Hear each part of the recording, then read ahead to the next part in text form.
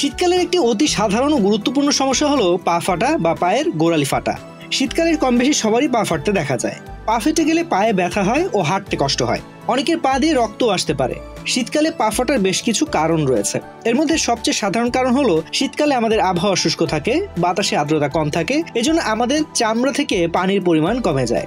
আমাদের সারা শরীরে চামড়া শুষ্ক হয়ে ফেটে যায়। সবচেয়ে বেশি ফেটে যায় পায়ের তালু। সাধারণ কিছু পরিচর্যা করলে এই ধরনের পা ফাটা থেকে পরিত্রাণ পাওয়া সম্ভব।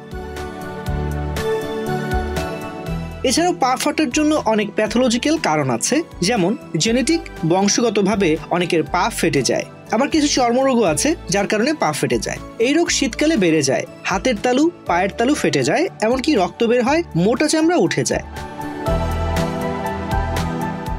এছাড়া আরো অন্যান্য চর্মরোগেও পা ফেটে যেতে পারে, যেমন একজিমা, পিটাইরিয়াসিস, রুব্রা পিলারিস, গ্লামোপ্লান্টার, কেরাটোডার্মা ইত্যাদি। আবার পানি কম খেলে পানি শূন্যতার জন্য পা ফেটে যেতে পারে।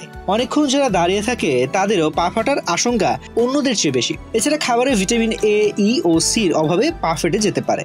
নরম জুতা বা স্যান্ডেল না পরলেও পা ফাটতে পারে। প্রতিরোধের উপায়: পা ফাটা প্রতিরোধ করার জন্য নিয়মিত পর্যাপ্ত পানি পান করতে হবে। Vitamin A, E O C সমৃদ্ধ খাবার খেতে হবে। নরম জুতা বা মোজা পরিধান করতে হবে। লম্বা সময় দাঁড়িয়ে কাজ করা যাবে না।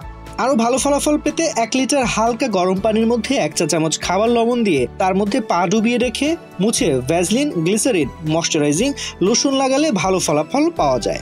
পা ফাটা যদি বেশি হয় সেক্ষেত্রে আমরা কিছু কেরাটোলাইটিং এজেন্ট যেমন স্যালিসাইটিক অ্যাসিড, ল্যাকটিক অ্যাসিড এসব ব্যবহার করতে পারি। তবে পা ফাটা বন্ধের জন্য বিশেষ যন্ত্র ব্যবহার করে কাটা বা ফাটা ঠিক না। সাধারণ যত্নে যদি আপনার পা ফাটা ভালো না হয় তাহলে চর্মরোগ বিশেষজ্ঞ শরণাপন্ন হওয়া বুদ্ধিমানের কাজ।